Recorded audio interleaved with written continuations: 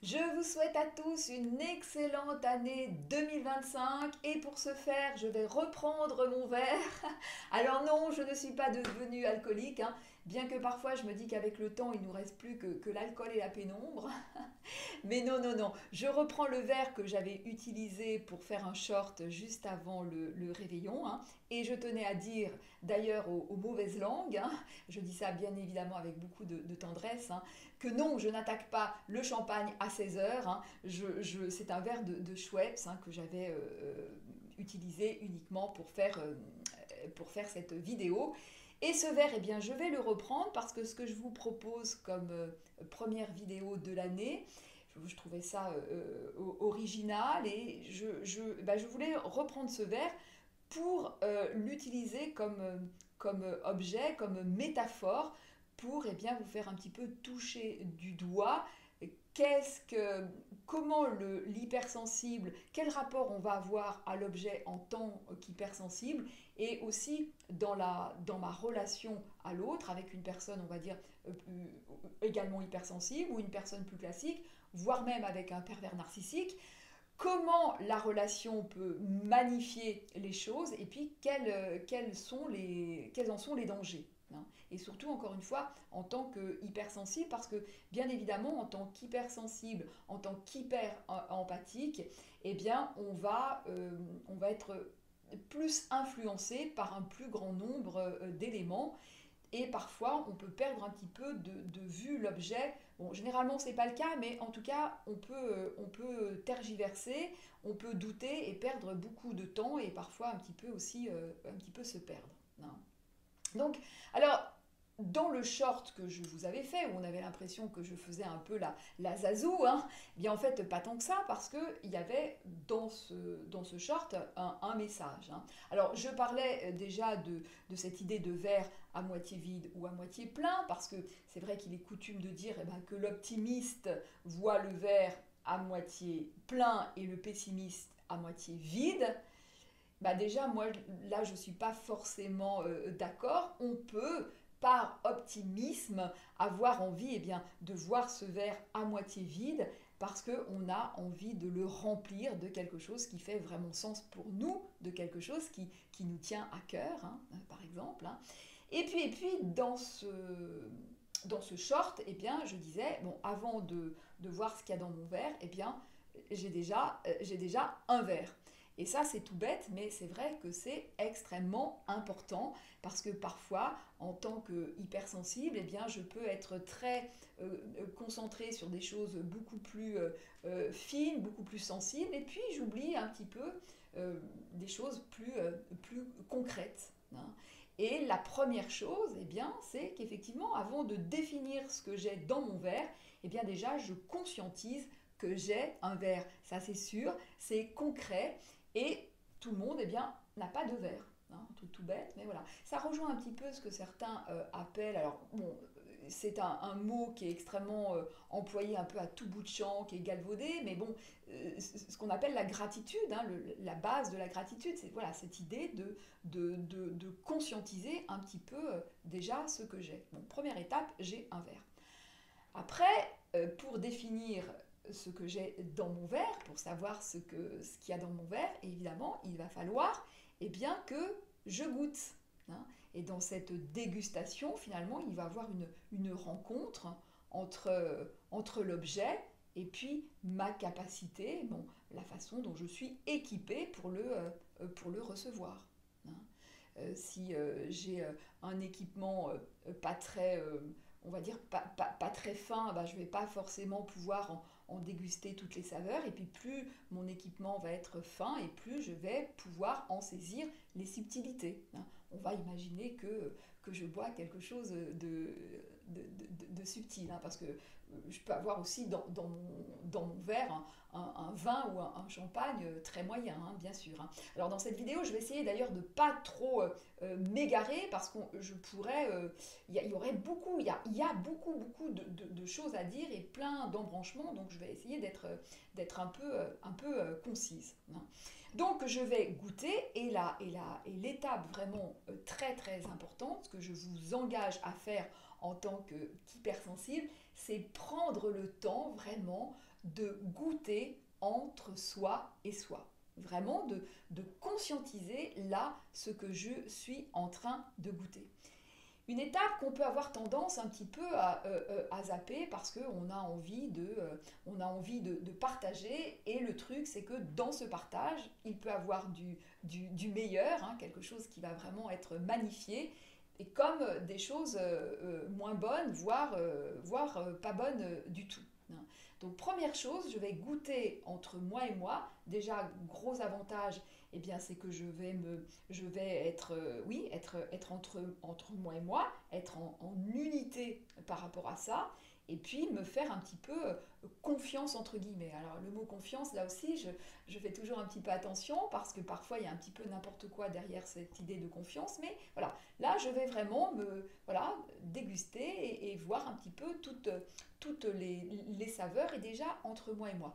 Parce que quand je fais ça entre moi et moi, donc encore une fois, déjà je suis en unité, c'est une forme aussi de respect de soi, hein, et du coup je serai beaucoup plus en stabilité face à quelqu'un qui va me dire, par exemple, si moi je sens des saveurs de fruits rouges, quand l'autre va me dire bah non, il n'y a pas ça, bah, je serai beaucoup moins instable par rapport à ça.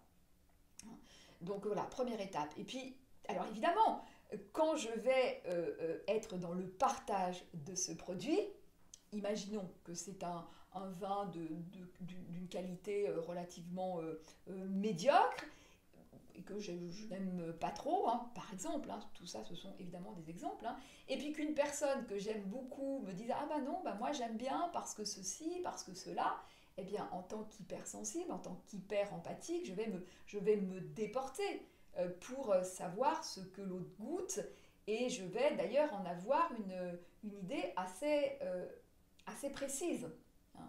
Et parfois, eh bien, du coup, mon vin, eh bien, que je n'appréciais pas beaucoup, je peux le trouver, eh bien, un peu plus l'apprécier parce que cette personne que j'aime bien, eh bien, voilà, va le définir, et ça va, et ça va un peu modifier ça va un petit peu modifier ce que je goûte, hein. Alors imaginons bien que là, justement, dans ce que je goûte, il y a des saveurs de fruits rouges, des saveurs de framboises, et que je suis avec des personnes, on va dire, voilà, plus classiques, qui ont un palais peu éduqué et qui ont peu de sensibilité, et qui vont me dire, bah non, moi non, je vois pas, fruits rouges, non, pas du tout, moi je vois pas, je sens pas, bon. Alors, c'est toujours pareil, hein, s'il y en a une qui me dit ça, bon, mais s'il y en a 10, bah, le risque qu'il peut avoir, eh bien, c'est que je commence à douter, douter de mes propres perceptions, et partir dans un tas de questionnements, à me dire mais comment ça se fait, mais peut-être que je me trompe, peut-être, et puis je peux complètement me perdre, hein. Alors que, encore une fois, si j'ai goûté avant entre moi et moi, là je serais beaucoup plus en stabilité, hein. Et puis ce qui va se passer, c'est que si je doute trop, déjà je vais être tout timidou, hein. Alors selon mon expérience de vie, peut-être je vais dire moi je sens un petit goût de framboise, mais c'est un petit peu timidou, alors personne ne l'entend, mais vous n'osez pas plus affirmer parce que vous avez peur de vous en prendre de vous faire rejeter en fait, hein. Voilà. Ou alors vous dites voilà, moi je ressens ça, et puis comme les autres vous disent non, vous reculez. Alors que si vous êtes beaucoup plus en affirmation, eh bien vous allez insister. Alors évidemment, de la bonne façon, il ne s'agit pas d'asséner, non, mais dire tiens, si, regarde, goûte encore, tu sens pas ce petit goût de framboise, oui. Et ce qui va se passer, parfois, pas tout le temps bien évidemment, mais c'est que l'autre peut dire ah mais oui, effectivement, là, oui, je commence à sentir ce dont tu me parles. Et ça, c'est formidable, hein. Parce que finalement, on est toujours un petit peu plus que ce que l'on pense. Vous voyez, c'est ça aussi la magie de la relation. C'est que, alors évidemment, il y a des limites à ce que je dis, hein, mais il y a toujours, enfin souvent, moyen de tirer un petit peu plus vers le haut ou vers le subtil. Pour moi, c'est pareil, hein, le haut ou le subtil, c'est du même ordre. Hein. Euh, et ça, eh bien, c'est très très chouette. Hein. C'est vraiment aussi une façon de... Bah oui, c'est très chouette quand l'autre est là pour amener, pour tirer un petit peu plus vers quelque chose eh bien, de plus subtil. Ou, hein. Euh, Encore une fois, bien sûr, ça a ses limites, hein, bien sûr. Et puis, si l'autre eh bien, sent pas ce petit goût de framboise, eh bien, finalement, c'est pas très grave. Et ça aussi, il faut être assez OK avec ça, parce qu'en tant qu'hypersensible, on peut se désespérer de ça, bien évidemment. Hein. Parce qu'en plus de ça, dans cet aspect très subtil, bien, il y a quelque chose, on touche quelque chose de très, de très fin, presque parfois quelque chose de sacré. Hein. Et quand à cet endroit-là, on est seul, bah c'est pas agréable. Donc, d'où l'importance eh bien, de vraiment conscientiser tout ça. Ça aide énormément. Hein. Alors après, mon verre, mon champagne, mon vin de champagne, eh bien, je peux le, le partager avec quelqu'un qui également est hypersensible. Et là, bah, ça va être complètement magnifié, hein, parce que je vais avoir envie de définir encore beaucoup mieux ce que j'ai en bouche pour le partager. L'autre va faire de même. Et là, eh bien, ça va être vraiment ce que j'appelle le 1 plus 1 égale 3, ou voire plus. Hein. Là, ça va vraiment se magnifier et ça va être très agréable. Hein. Et aussi, n'oublions pas cet effet magique. Vous savez, dans mes vidéos, souvent, je vous parle de cet écho. Hein. Et c'est ça aussi, l'écho, c'est que l'autre, à un moment, va mettre en lumière quelque chose alors, qui existe chez vous. Hein. Il ne peut pas l'inventer, mais il va mettre en lumière quelque chose et du coup, ça va révéler. Hein. Et ça, c'est la magie. C'est la magie de la rencontre, parce que c'est vrai que seul on peut faire des choses, mais me semble-t-il, il y a quand même une certaine limite. Hein. Quand vous dites, quand vous êtes avec ce petit goût de framboise qui n'est jamais validé, même si vous l'avez goûté entre vous et vous, il y a quelque chose qui reste, qui est complètement différent que si l'autre vous dit ah mais oui, mais moi aussi je le goûte. Là c'est plus du tout pareil. Hein. Donc ça c'est vraiment encore une fois ce que j'appelle la magie de l'interaction et comment eh bien les personnes, comment on peut les uns les autres se nourrir et se tirer vers le haut et voilà. Alors imaginons maintenant que l'on a affaire à un pervers narcissique. Bah, bien évidemment, le pervers narcissique, lui, va vous faire croire qu'il a ses nuances, ses subtilités, mais rien du tout. Hein.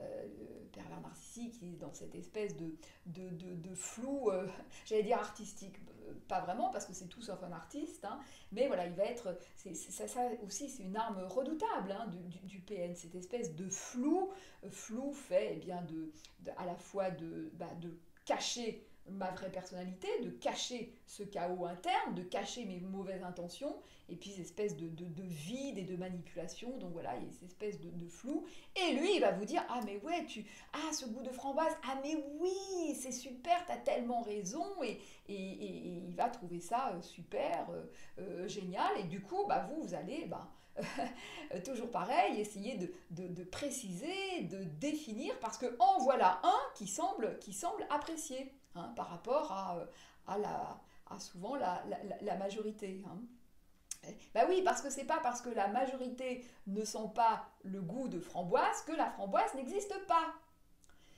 Ça, c'est voilà, c'est hyper important. Donc, Donc en voilà un qui semble lui aussi apprécier ce goût de framboise, et puis vous, eh bien, vous allez préciser, vous allez pour ce partage, et lui, eh bien, il va prendre. Hein. Et c'est aussi là ce que j'appelle l'écho en creux, c'est-à-dire qu'on a l'impression qu'il y a un écho, mais on sent qu'il y a quelque chose qui ne va pas. Quand on est avec une autre personne hypersensible, avec un autre HP, on peut vraiment se nourrir, on enrichit, hein, et l'un et l'autre, et l'un et l'autre.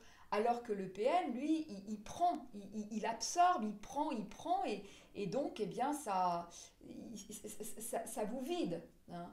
Et puis le truc aussi, c'est que plus vous êtes sensible, plus vous êtes profond, plus vous allez exprimer vos sentiments, exprimer vos émotions avec finesse, et plus lui y pénètre. Hein. Et, euh, et c'est ça aussi le danger. Hein. Plus vous êtes profonde, et plus le PN, eh bien, pénètre profondément. Ah, bon.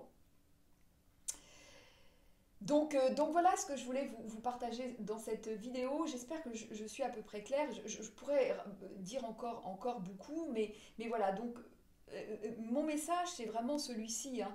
Apprenez vraiment entre vous et vous à valider vraiment ce que vous ressentez. Euh, et voilà. Et attention dans la relation à l'autre. Cette hyper-empathie, eh bien, c'est vraiment très très bien parce que ça permet de pouvoir savoir eh bien, ce que l'autre goûte, hein, pour reprendre ma métaphore, quoi, et en avoir une idée assez précise. Donc ça peut être très très bien pour tout un tas de raisons. Il y a, voilà, le danger, c'est de ne pas se perdre dans l'autre, hein, de s'abandonner, et puis de s'abandonner soi, et aller trop dans le monde de l'autre. Hein. Et puis, à chaque fois que je peux eh bien, faire prendre conscience de quelque chose à l'autre, eh bien là aussi, c'est extrêmement satisfaisant pour tout le monde. Et attention aux gens eh bien, qui vous font croire, mais où il n'y a rien du tout. Et faites très attention à ça, parce que là, vraiment, encore une fois, vous videz, l'autre prend, absorbe, et pénètre profondément. Vous lui confiez en quelque sorte la clé de votre âme. Hein. Donc, surtout pas. Voilà, je vous dis à très vite dans une prochaine vidéo. N'oubliez pas de liker, de commenter, de vous abonner. À très vite.